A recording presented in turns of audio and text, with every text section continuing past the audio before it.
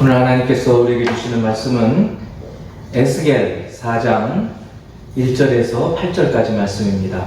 에스겔 4장 1절에서 8절까지 말씀입니다. 제가 봉독해 드리겠습니다. 너 인자야, 토판을 가져다가 그것을 내 앞에 놓고 한 성읍 곧 예루살렘을 그 위에 그리고 그 성읍을 에워싸되 그것을 향하여 사다리를 세우고 그것을 향하여 흙으로 언덕을 쌓고 그것을 향하여 진을 치고 그것을 향하여 공성퇴를 둘러 세우고 또 철판을 가져다가 너와 성읍 사이에 두어 철벽을 삼고 성을 포위하는 것처럼 에워싸라. 이것이 이스라엘 족속에게 징조가 되리라. 너는 또 왼쪽으로 누워 이스라엘 족속의 죄악을 짊어지되 내가 눕는 날수대로 그 죄악을 담당할지니라.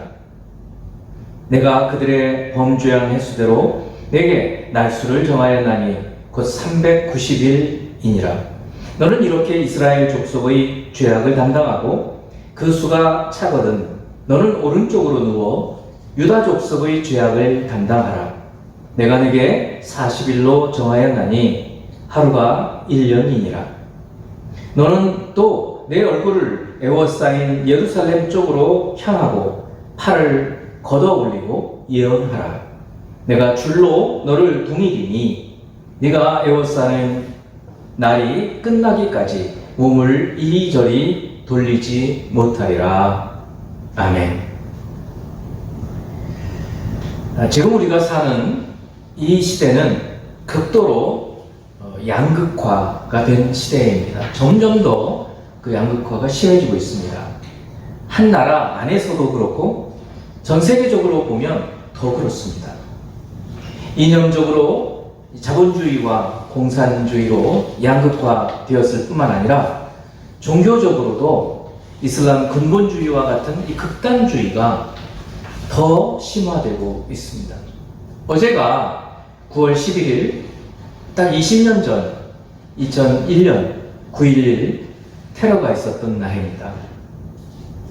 20년이 지난 지금 빈 라덴이 사라진 지금 중동은 평안해졌습니까?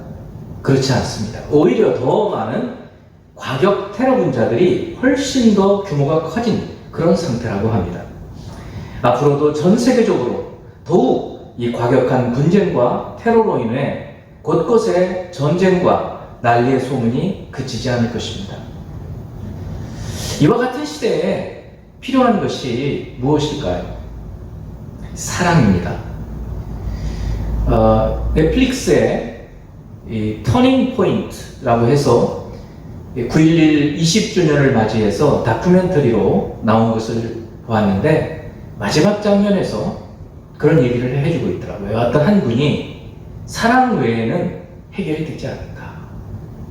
공감합니다. 정말 하나님께서 예수 그리스도를 통해서 십자가에서 보여주신 그 사랑, 진실된 사랑, 용서하고 화해하는 이 사랑이 아니고는 오늘날 이 전 세계의 갈라진 양극화의 시대에 해결책이 없는 것입니다. 오늘은 에스겔 4장을 통해서 하나님께서 하나님의 사랑을 보여주시기 위해 선지자를 부르시고 또 선지자를 통해서 선포하신 것을 보면서 우리가 어떻게 이 하나님의 사랑을 우리도 보이고 또 전할까? 이것을 깨닫고 또 결단할 수 있는 그런 시간이 되기 바랍니다. 먼저 에스겔과 그의 시대를 한번 살펴보겠습니다. 에스겔은 주전 597년은 참으로 역사적인, 유다의 역사에서는 역사적인 날이죠. 605년 그리고 또 한 번 597년 두 번에 걸쳐서 이제 포로로 끌려가는 때입니다. 물론 총 4번에 걸쳐 끌려가지만 지금 두 번째 끌려가는 597년 바벨론으로 포로로 끌려갈 때 이 에스겔도 25살의 나이로 끌려갑니다. 이때 아주 나이 어렸던 여호야긴 왕도 끌려가죠. 에스겔은 예레미야처럼 제사장이면서 선지자로 부름을 받았고 이제 끌려와서 포로된 지 5년이 되던 해 그래서 나이가 30세 되던 해에 하나님의 부르심을 받습니다. 에스겔 1장 1절에서 3절 말씀을 봅니다. 30째 해, 이 30째 해라는 것이 에스겔 나이가 30세 되던 해라 그런 말입니다. 30째 해 넷째 달 초닷새 4월 5일에 내가 그발강가 사로잡힌 자 중에 있을 때에 하늘이 열리며 하나님의 모습이 내게 보이니 여호야긴 왕이 사로잡힌 지 5년 그달 초닷새라. 여기서 그 연도를 얘기해 주고 있는 것이죠. 그러니까 597년에 끌려갔고 5년이 지났으니까 지금 횟수는 5년째 해니까 593년이 되는 것입니다. 갈대아 땅 그발 강가에서 여호와의 말씀이 부시의 아들 제사장 나 에스겔에게 특별히 임하고 여호와의 권능이 내 위에 있으니라. 그 다음 사진을 보면은 이제 예루살렘이 보이고 저 북쪽에 저 갈그미스 전쟁에서 바벨론과 애굽이 두 차례 그 당시로는 세계 대전이라고 할 수 있는 전쟁이 벌어져서 이제 아수르를 완전히 무너뜨리고 바벨론이 애굽까지 무너뜨리고 당시 이 중동 지방을 제패하는 것이죠. 그리고는 내려가 보면 유브라데스 강, 티그리스 강이 있고 텔아비브이라고 있어요. 텔아비브. 바로 이곳에서 이 에스겔이 주로 예언 활동을 많이 하고 그 텔아비브에 있는 그쪽 강을 그발강이라고 하는 것입니다. 바로 이 지역에 있을 때 그리고 에스겔은 포로로 끌려가서 이 바벨론에서 사역하는 선지자인 것입니다. 여호야긴 왕이 사로잡힌 지 5년, 즉 포로로 끌려온 지 5년이 되던 해에 에스겔은 하나님의 환상을 보고 또 부르심을 받습니다. 하나님의 말씀을 전하도록 소명을 받는다는 것이죠. 같은 시대에, 이 동시대에 예루살렘에는 남아있는 사람들에게 예레미야 선지자가 하나님의 말씀을 전하고 있었습니다. 우리가 지난주에 이제 남아있는 사람들이 예레미야 선지자에게 와서 우리를 위해서 기도해 주시오 라고 얘기했던 것을 우리는 알 것입니다. 이미 지금보다 더 후의 일이지만 이 예루살렘에는 예레미야 선지자가 활동을 하고 있었고 그 시대에 포로로 끌려온 사람들을 위해서는 에스겔이 이쪽에서 바벨론에서 선지자 활동을 하고 있는 것입니다. 혼란스러운 이 시대에 하나님은 포로된 백성들을 그냥 내버려 두지 않습니다. 이들에게 하나님의 말씀을 선포하게 하셔서 그 말씀을 의지하고 말씀을 소망하고 살아갈 수 있게 하는 것입니다.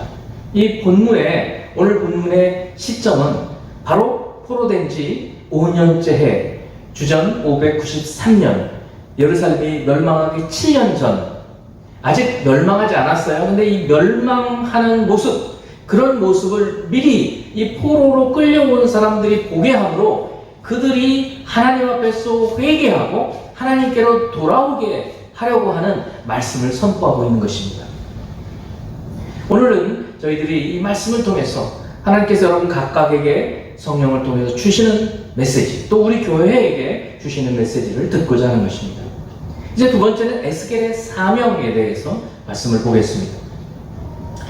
바벨론으로 포로로 끌려온 사람들은 우리가 지난번에 예레미야를 통해서 하나님께서 성전에 무화과 두 광주리를 보여주셨다고 했어요.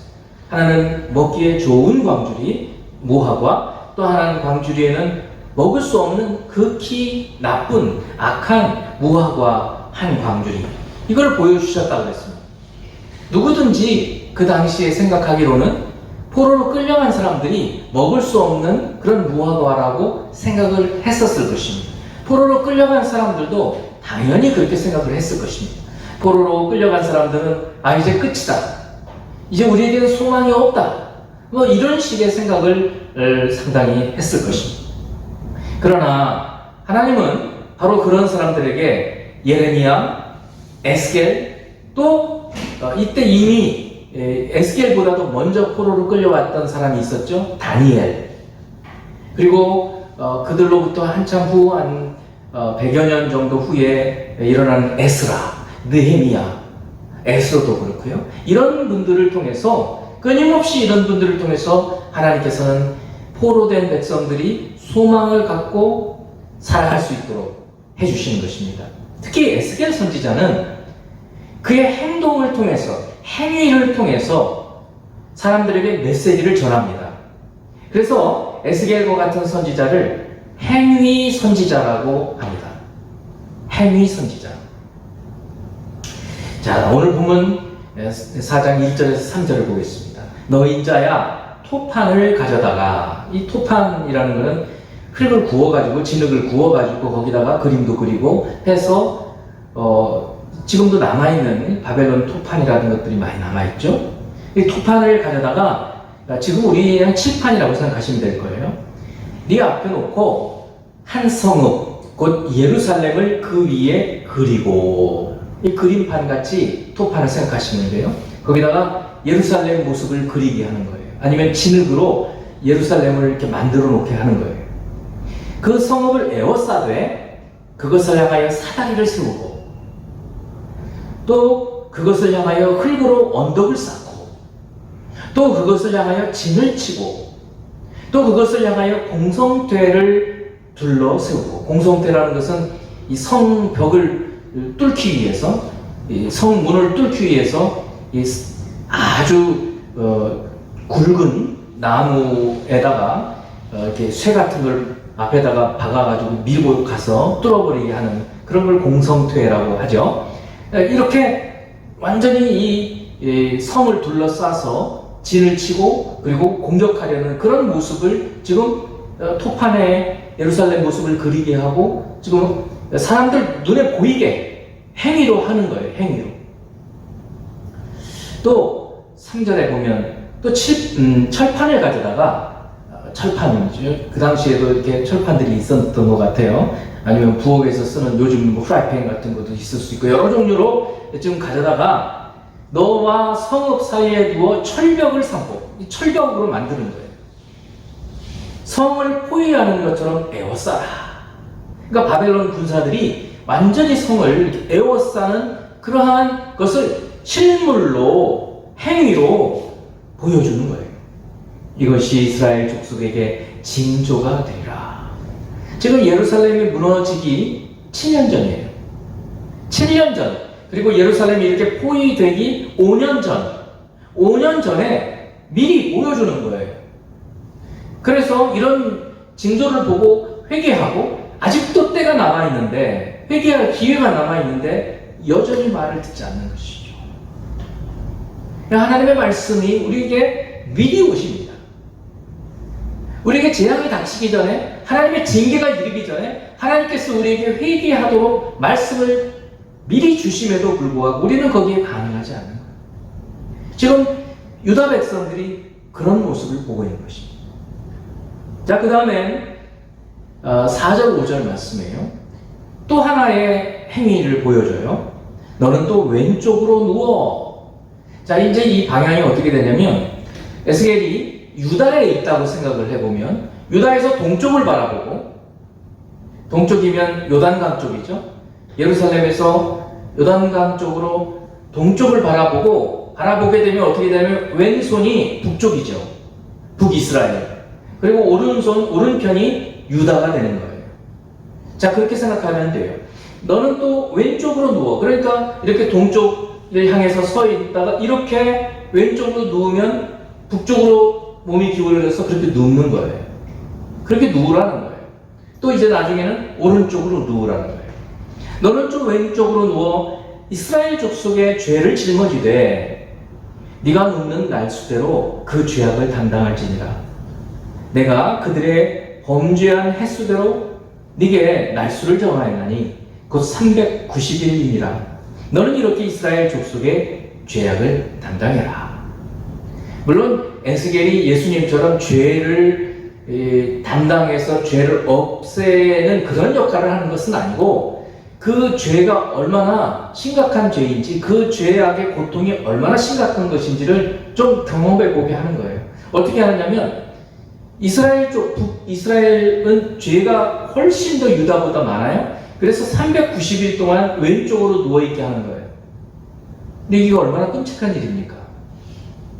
여러분, 단 하루도 우리는 밤에 잘 때 왼쪽으로만 잘 수 없어요. 왼쪽으로 자다가 오른쪽으로 자다가 또 이렇게 하늘을 보고 자다가 뭐 구부리고 자다가 별 모습으로 다 하고 있는데, 지금 에스겔에게 사람들이 다 있는 대낮에 이 행위를 하게 하는 거예요. 행위 예술가처럼 사람들이 다 보고 있는 자리에서 이 모습으로 하루 종일 있는 거예요. 왼쪽으로만 누워 있는 겁니다. 그걸 390일 동안. 얼마나 고통스러웠겠어요. 자, 그리고는 사진 하나 또 보면, 자, 지금 저게 에스겔의 모습.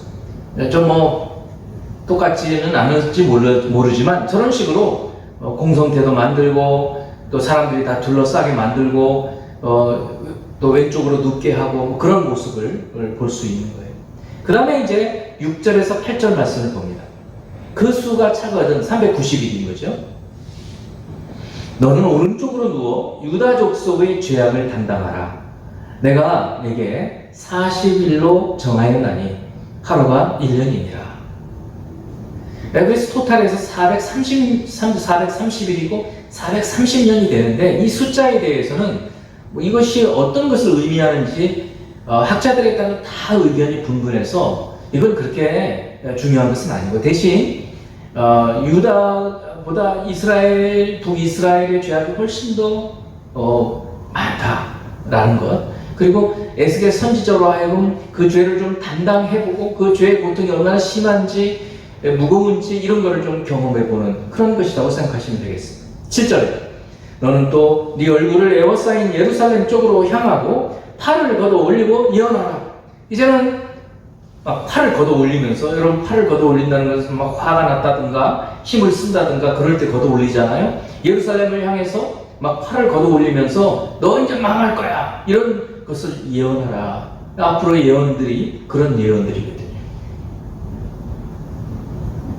8절입니다. 그리고 또 내가 줄로 너를 동일이니, 이것은 뭔가 하면 밧줄을 가지고 에스겔을 하나님께서 꽁꽁 묶겠다는 얘기예요. 사실은 하나님이 묶지는 않으셨겠죠. 사람을 통해서 에스겔이 누구에게 야, 하나님께서 나 묶으라고 하시니까 너 나 묶어라 하고 꽁꽁 묶여가지고 이렇게 있는 거예요.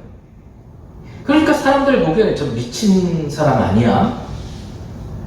우리가 그냥 생각하면 그렇지 않았겠어요? 아니, 제사장이고 뭐 선지자라는 사람이 왜 저래? 왜요? 이해가 안 가니까. 그런데 어떻게 됩니까? 이제 5년이 지나면 그대로 되는 거예요. 그럼 그때 얼마나 놀랐겠어요? 아, 그 5년 전에 이 성이 둘러싸이기 전에 저랬지. 그리고 7년이 되면 어떻게 해요? 똑같이 무너져 버리는 것이죠. 이거를 가르쳐주기 위해서 선지자에게 이렇게 하나님께서 아직 기회가 있을 때 회개하도록 하나님의 사랑을 보이시는 거예요. 하나님의 말씀은 창세기에서 계시록까지 사랑의 메시지. 우리가 이 말씀을 따라 살면 복을 얻는 거예요. 말씀을 따라 살지 않으면 저주를 받는 거예요. 그러므로 이 하나님의 모든 말씀들이 우리에게 사랑의 메시지라는 것이에요. 그러므로 이 말씀을 전하는 것이 최고의 사랑이라는 거예요. 행위의 사랑과 함께. 에스겔은 이 밖에도 또 다른 여러 종류의, 제가 언급하지 못할 정도로 많이 행위로 예언을 합니다. 한 번은 하나님께서 에스겔에게 머리카락과 수염을 다 자르라고 얘기합니다. 제사장은 나면서부터 나시린이기 때문에 머리카락을 자르거나 수염을 자르는 일은 아주 부끄러운 일이에요. 그리고 이 법규에, 예법에 어긋나는 거예요. 그런데 그걸 자르라는 거예요. 너무 수치스러웠겠죠. 그런데 그 잘라진 머리카락, 수염을 3등분을 하라는 거예요. 그리고는 3등분은 칼로 치고, 또 3분의 1은 불사르고, 또 3분의 1은 이 바람에 날리게 해라 라고 보여주는, 사람 보는 데에서 막 이렇게 하는 거예요. 그리고 이게 무슨 의미인가? 이게 이렇게 예루살렘 주민들이, 유다 사람들이 3분의 1은 칼에 죽고 3분의 1은 불타 죽고 3분의 1은 다 흩어져서 사라져버리게 될 것이다 라는 것을 보여주시는 행위 예언이라는 거예요. 뿐만 아니라 한번 또 음식을 먹고 물을 마시는데 벌벌벌벌 떨면서 덜덜덜덜 떨면서 음식을 먹고 물도 마시게 하는 거예요. 그건 또 뭐냐? 그랬더니 예루살렘이 무너지게 되면서 사람들이 이럴 것이다. 이렇게 얘기를 해요. 이제 세 번째로 부르신 대로 이 에스겔 그리고 예레미야 또 이사야 여러 선지자들 각각 그리고 이제 우리들 각각을 하나님은 우리 각각에게 맞는 은사를 주셔서 우리를 부르시는 거예요. 다양한 사람을 다양한 방식으로 부르셔서 이 하나님의 사랑을 전하게 하셔요. 하나님의 징계조차도 하나님의 사랑이 있거든요. 예를 들면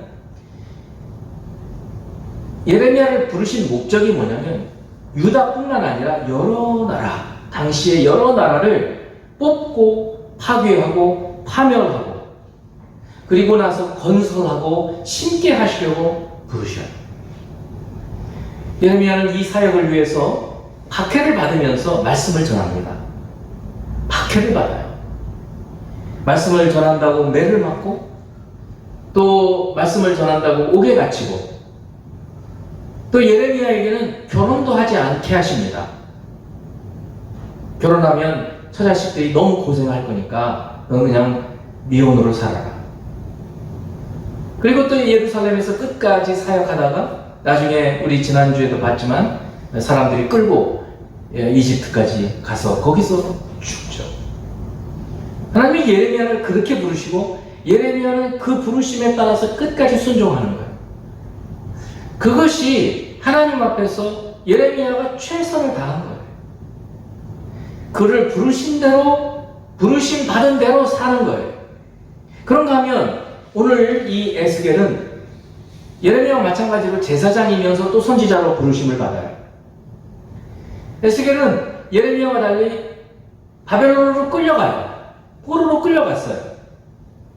그리고 예레미야와 좀 달리 우리가 아까 봤듯이 여러 종류의 행위를 미친 듯한 다 보면 기이한 행동이에요. 그런 행위를 통해서 예언을 하게 하셔요. 아이고 부끄러워서도 못할 일인데 에스겔은 거기에 순종해요. 왜냐하면 하나님이 에스겔을 그렇게 부르셨기 때문에. 심지어 갑자기 하나님께서 말씀을 하셔요. 인자야, 네가 네 눈에 사랑하는 것을 내가 데려가겠다. 이렇게 얘기를 하셔요. 그 뭘 얘기할까요? 아내를 갑자기 죽게 하는 거예요. 그런데도 울지도 못하게 하시는 거예요. 하나님이 그런데 너 울지 마라. 그 사람들이 기가 막힐 거 아니에요. 자기 아내가 죽었는데도 안 울고 있어요. 이거 왜 그러나? 앞으로 이런 날이 온다. 예루살렘이 무너지고 왕이 죽고 눈이 뽑히고 울음도 안 나올 정도의 끔찍한 일이 벌어지는 것을 지금 미리 보여주는 거예요. 얼마나 기가 막힙니까? 그의 삶이. 각각의 선지자를 여러 모양으로 부르실 때 선지자들은 그들의 모습 그대로 순종해서 그 부르심에 응답하는 것입니다. 오늘 우리가 불렀던 찬송처럼 내 모습 이대로 주 받아주소서. 나를 위해 돌아가신 주 날 받아주소서. 사랑하는 성도 여러분, 여러분의 있는 모습 그대로를 우리 주님은 부르셨어요. 그럼 부르심 받은 그대로 하나님께서 나를 무엇을 위해 부르셨는지 그것을 생각하고 그 일에 쓰임 받아야 하나님 앞에서 최선의 삶을 살아가는 것입니다. 우리가 불렀던 214장 찬양이 우리의 고백이 되기 바랍니다. 이런 점에서 하나님께서 저를 부르신 것은 순전히 하나님의 말씀을 풀어서 전하도록 창세기에서 요한계시록까지 하나님의 구원의 계획과 그 경륜을 성도 여러분들께 알게 하시고 그 가운데 살게 하시도록 부르셨어요. 저는 이 일에 이 부르심 받은 이대로 순종하는 것이 저희의 최선의 삶을 사는 것입니다. 사랑하는 성도 여러분, 여러분들도 하나님께서 여러분들을 부르시는 모습 그대로 순종하는 여러분이 되길 바랍니다. 어떤 모습으로 부르셨든지 그 모습 그대로 부르셨음을 알고 순종해야 할 것입니다. 하나님의 뜻과 하나님의 마음을 방식은 어떻든지 예레미야처럼 때로는 박해를 받을 수도 있어요. 여러분 가정에서 여러분이 예수 믿는다고 박해하는 가정도 있을 수 있어요. 그러면 여러분은 그 가정에서 여러분 부르신 거예요. 왜 나만 이래? 이렇게 불평하지 마시고 여러분은 그 모습으로 부르심을 받았기 때문에 그 모습으로 순종하시는 거예요. 그렇게 순종하는 것이 최선이에요. 최선. 때로는 에스겔과 같은 기이한 모습으로 부르실 수 있어요. 사람들한테 뭘 보여주는 거죠. 자꾸. 하나님을 믿는 어떤 모습을 자꾸 보여주고 그러므로 사람들로 하여금 예수께로 인도하는 그런 부르심을 받은 사람들도 있어요. 그러면 여러분들은 그 방법으로 사람들에게 하나님의 사랑을 전해야 하는 것입니다. 어떻게 보면 에스겔, 예레미야 이런 선지자들의 삶의 모습은 너무 우리에게는 부담스럽지 않습니까? 그럼 제가 볼 때 가장 쉽고 가장 좋은 방법은 뭔가 하면 하나님 말씀을 공부하는 거예요. 제가 그래서 그런지 모르지만 제가 볼 때는 성경 공부 같이 재미있고 또 하나님을 가장 잘 알 수 있는 방법은 별로 없거든요. 그래서 이 하나님 말씀을 성도 여러분들이 어떻게 하든지 배우려는 그런 자리에 가는 거예요. 여러분 신천지 이단이 성경 공부하자고 막 함으로 사람들을 유혹해서 지금 이단으로 끌고 가고 지금 같이 막 난리잖아요. 그런데 왜 우리는 못합니까? 우리도 할 수 있지 않습니까? 매일 보내드리는 365 대화 통도 여러분 친구와 함께 혼자 하는 좀 힘들 수 있잖아요. 어떨 때. 그러면 친구랑 함께 이거 성경을 1년에 한 번 다 읽게 할 수 있는데 이거 우리 같이 한번 해보자. 이 질문도 좀 해보고 이게 너무 어렵다. 우리 같이 한번 해볼까? 이렇게 해가지고 불과 한 30분 정도면 해볼 수 있을 거예요. 같이 해보는 거예요. 또 여러분들 혼자 여러분들의 힘으로 하기 어려우면 여러분 몇 명을 모으면 제가 줌으로 여러분들과 함께 성경 공부할 수 있어요. 지금 수요 기도회에서 많은 분들이 같이 참여하고 있지만 더 많은 분들이 참여하기 바라요. 이거를 계속하면 1년 52주 52번 그 다음에도 또 52번 그걸 100번을 하게 되는 거죠. 몇 년을 하게 되면 그때는 이제 임계점에 도달해서 하나님 말씀 보이기 시작하는 거예요. 이것만큼 하나님의 뜻을 하나님의 마음을 헤아려 알 수 있는 방법 별로 없는 거예요. 하나님 말씀과 함께 기도하는 거죠. 말씀을 생각하면서 기도할 때 하나님께서 지혜를 주십니다. 하나님을 알아가게 됩니다.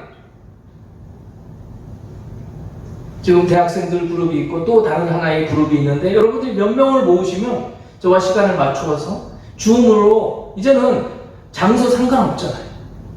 이 하나님 말씀을 이렇게 배우는 것을 통해서 하나님의 사랑을 전할 수 있어요.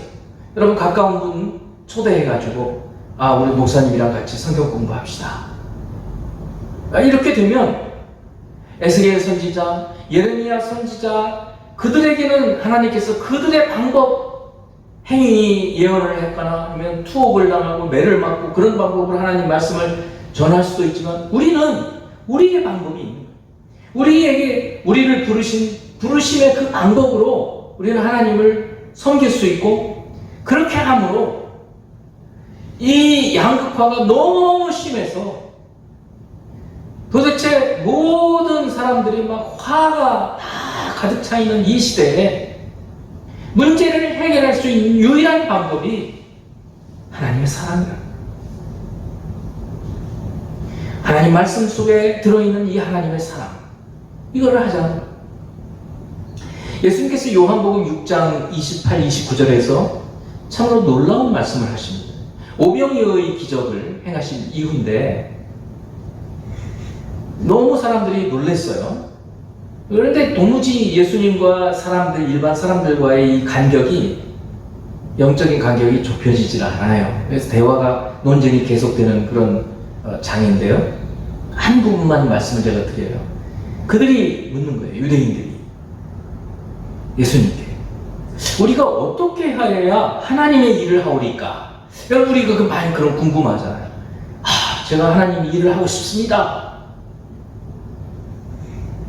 그러면 여러분 딱 생각이, 교회에서 뭔가 많은 일을 하는 것, 선교지에 나가서 선교하는 것, 전도하는 것, 이런 식의 생각을 하잖아요. 그러나 우리 주님이 뭐라고 말씀하시는지 보세요.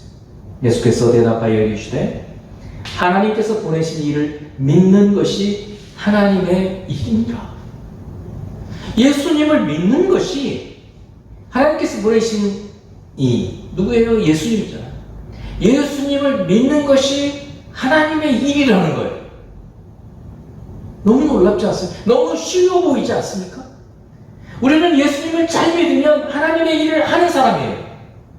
그런데 우리가 어떻게 예수님을 믿습니까? 하나님 말씀을 알아야 믿죠. 하나님 말씀을 알아야 예수님을 믿을 수 있게 되는 거예요. 어떻게 알 수 있어요? 말씀을 듣고, 말씀을 읽고, 말씀을 공부하고, 이것을 통해서 하나님 말씀을 알게 되고 예수님을 믿게 되고 예수님을 믿음으로 하나님의 일을 하는 거예요. 너무 쉬워 보여요. 여러분, 우리가 예수님을 잘 알게 되고 하나님 말씀을 잘 알게 되면 내가 노력하지 않아도, 내가 막 해야지가 아니라 그냥 우리의 삶이 하나님의 일을 하게 되어버리는 거예요. 우리의 삶 자체가 하나님을 일하는 사람이 되어버리는 거예요. 이런 삶을 살고 싶지 않습니까?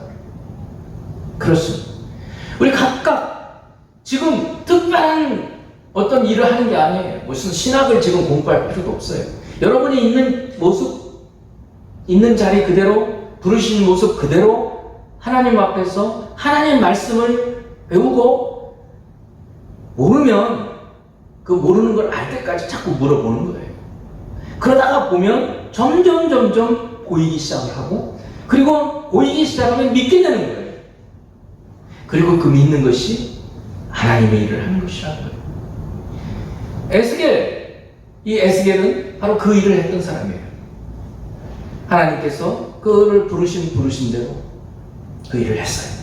자, 이제 우리가 어떻게 살 것인지 오늘 말씀을 다시 한번 처음부터 천천히 읽어보면서, 처음에 이 본문을 읽었을 때 까마득해 보였었던 것이 이제는 조금 보여지고, 오늘 이 정도 깨달음에서 또 다음에 또 읽을 때는 더 많이 깨달아져. 이렇게 되어가는 놀라운 은혜를 우리가 같이 체험하고 말씀대로 살아가는 저희들이 되길 바랍니다. 천천히 우리 같이 한번 읽어보겠습니다. 너 인자야, 토판을 가져다가 그것을 내 앞에 놓고 한 성읍 곧 예루살렘을 그 위에 그리고 그 성읍을 에워싸되 그것을 향하여 사다리를 세우고 그것을 향하여 흙으로 언덕을 쌓고 그것을 향하여 진을 치고 그것을 향하여 공성대를 둘러세우고 또 철판을 가져다가 너와 성읍 사이에 두어 철벽을 삼고 성을 포위하는 것처럼 에워싸라. 이것이 이스라엘 족속에게 징조가 되리라. 너는 또 왼쪽으로 누워 이스라엘 족속의 죄악을 짊어지되 네가 눕는 날 수대로 그 죄악을 담당할지니라. 내가 그들의 범죄한 횟수대로 네게 날수를 정하였나니 곧 390일이니라. 너는 이렇게 이스라엘 족속의 죄악을 담당하고 그 수가 차거든 너는 오른쪽으로 누워 유다 족속의 죄악을 담당하라. 내가 내게 40일로 정하였나니 하루가 1년이니라. 너는 또 네 얼굴을 에워싸인 예루살렘 쪽으로 향하고 팔을 걷어 올리고 예언하라. 내가 줄로 너를 동이리니 네가 에워싸는 날이 끝나기까지 몸을 이리저리 돌리지 못하리라. 아멘. 함께 기도하는 시간 갖도록 하겠습니다. 하나님 아버지, 에스겔을 부르셔서 행히 예언을 하게 하시고 또 예레미야에게는 그것을 말씀을 전하면서 고난을 당하고 또 매를 맞고 감옥에 갇히고 숱한 고난을 당하는 그런 일을 통해서 하나님께서 하나님의 마음, 하나님의 사랑을 전하게 하셨는데, 아버지 하나님, 저희들의 지금 모습 그대로 부르셔서 우리가 무엇을 할까, 우리가 어떻게 하나님 일을 할 수 있을까 막막해 보이는데, 오늘 예수께서 하나님께서 보내신 일을 믿는 것이 하나님의 일이니라 말씀하시는 것을 믿습니다. 예수 그리스도를 믿기 위해서 하나님 말씀을 읽고 듣고 공부하고 그렇게 해서 예수님을 알게 되고 믿게 될 때 바로 그것이 하나님의 일이라는 것을 깨닫게 됩니다. 또 말씀을 전함으로 하나님께서 우리에게 부르신 그대로 보냄받은 곳에서 말씀을 전하고